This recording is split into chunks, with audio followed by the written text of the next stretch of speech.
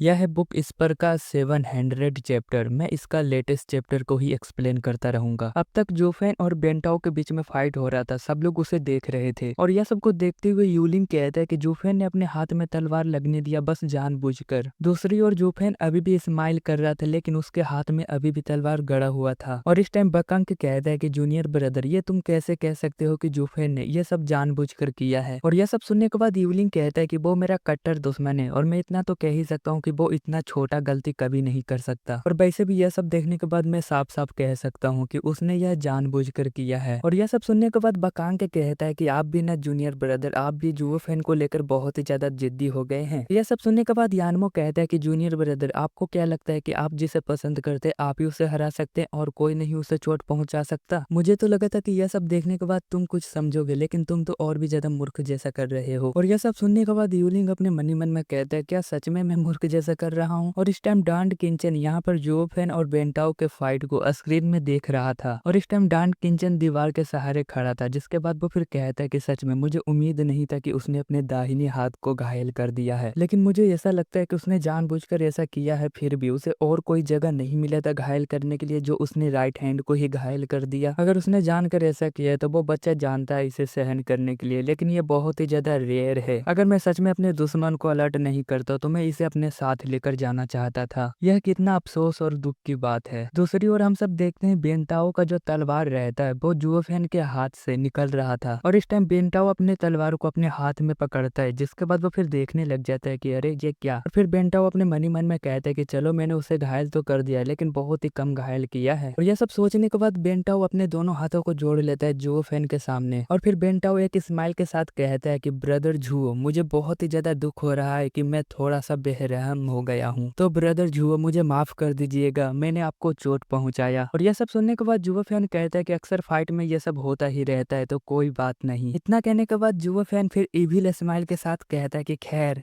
अगली बार तुमने अगर ऐसा किया तो मैं दया नहीं दिखाऊंगा, सीधा खत्म करूंगा। और यह सब कहने के बाद जुओ फैन अपने मन ही मन में कहता है कि इसका अच्छा हमला था। यह सब सुनने के बाद बेंटाओ कहता है कि ब्रदर जुओ, मेरा कोई इरादा नहीं था मेरा बेरहम हाथों का यूज करने का और आपको घायल करने का, लेकिन मैं आपके स्ट्रॉन्ग पावर्स को लेकर बहुत ही ज्यादा परेशान रहता था, लेकिन अब नहीं। यह सब सुनने के बाद जुओ फैन अपने घायल हाथों को पकड़े हुए था, लेकिन वो फिर मुस्कुराते हुए कहता है कि सच में तुम लोगों को लगता है मैं जितना फेमस हूँ उतना ताकतवर नहीं हूँ, और इसलिए तुम लोगों को लगा कि मेरा पावर बहुत ही ज्यादा कमजोर है, और इसलिए तुमने हमला कर तुम एक बार में ही जीतना चाहते हो, है ना? और यह सब कहने के बाद बहुत ही ज्यादा गुस्से में जो फैन कहता है कि अगर ऐसा है तो मैं तुम्हें दिखाता हूँ कि अगर मैं फुल पोटेंशियल पे होता हूँ तो मैं कैसा दिखता हूँ। ये सब कहते हुए जो फैन अपने राइट हैंड वाले कपड़े को फाड़ते हुए कहता है कि भाई बहन, तुम्हारा काइंड और छल कपट कभी भी फालतू नहीं गया। और इस टाइम बेंटाओ यह सब देखने के बाद और यह सब सुनने के बाद वो फिर कहता है कि सच में ये भाई जुओ फैन सच में पूरी ताकत से आगे बढ़ना चाहता है। इतना कहने के बाद बेंटाओ फाइट करने के लिए रेडी हो जाता है और उसके तलवार से और उसके शरीर से एक अलग ही एनर्जी निकल रहा था। और फिर बेंटाओ हंसते हुए कहता है कि भाई जुओ, मैं बहुत ही ज्यादा खुश हूँ, तो तुम मुझे कुछ एडवाइस देना चाहोगे? और यह सब देखने के बाद और सुनने के बाद जुओ फैन बहुत ही ज्यादा शॉक था। और इस टाइम बेंटाओ हंसते हुए कहता है कि आपको जितने भी नीली कलर का स्लैश दिख रहा है इसे हवा दबा नहीं सकता। और भाई जुओ, मेरा तलवार का नाम है फूसेंग और यह एक शांत तलवार है, और ये कोई डरावना और ये तेज चलने वाला तलवार नहीं है, बल्कि मैं यही कहूंगा कि ये तो अट्रैक्टिव दिखने वाला तलवार है। लेकिन जब ये तलवार शांत होता है फिर भी लोगों को खत्म करने का जुनून रखता है, और इसलिए मैं यही कहूंगा कि आप अलर्ट हो जाइए भाई जुओ। और यह सब सुनने के बाद जुओ फैन कहता है कि सच में ये तलवार जितना नरम दिखता है उतना है नहीं, बल्कि ये तो बेरहम तलवार है। और यह सब कहने के बाद जुओ फैन अपनी एबिलिटी का यूज करता है, जिसके बाद उसके पीछे बहुत ही ज्यादा ब्लैक फ्लेम होने लग जाता है। फिर जुओ फैन कहता है कि जीवन में ब्रेक लेते हो इसका मतलब यह नहीं है कि तुम बहुत ही ज्यादा कमजोर हो, बल्कि तो वो एक अच्छा तरीका है पावर्स को इकट्ठा करने का। और उसके पास एक फोसेन तलवार है जो कि बहुत ही ज्यादा स्ट्रॉन्ग है और बहुत ही ज्यादा पावरफुल है। लेकिन मैं इतना ही जानता हूँ कि नर्म चीजें आपको हमेशा ही दलदल में फंसा देता है और उससे निकलना सच में बहुत ही ज्यादा मुश्किल होता है। और अगर आप अपने ओपोनेंट के डिफेंस को तोड़ देते हैं तो एक झटके में ही फाइट खत्म हो जाएगा। और अगर कठोर चीजों से जीतना है तो तुम्हें नर्म चीजों का यूज करना ही होगा। सब कहने के बाद जो फैन अपने राइट हैंड को किलिंग हाथ में ट्रांसफॉर्म कर लेता है और फिर फिर जुओ फैन कहता है कि मैं उसे हराने के लिए नॉर्मल किलिंग पावर का यूज करूंगा और मुझे पता है कि तुम इस शक्ति को सहन नहीं कर पाओगे। और यह सब देखने के बाद बेंटाओ बहुत ही ज्यादा शौक था, जिसके बाद वो फिर कहता है कि अरे मैंने कुछ ज्यादा ही तो नहीं कह दिया भाई, जुओ को तो बस मैंने थोड़ा सा ही बताया था, लेकिन इन्होंने मेरे कोमल तलवार के बारे में एक झटके में ही पता कर लिया। सच में आप मुझे बहुत ही ज्यादा पसंद हो जुओ भाई। इस टाइम जुओ फैन कहता है कि नहीं भाई बहन, तुमने अच्छे से समझाया और मैं फाइट करने से पहले अपने पावर्स को दिखाने से बहुत ही ज्यादा नफरत करता था, लेकिन भाई बहन आपने जो कहा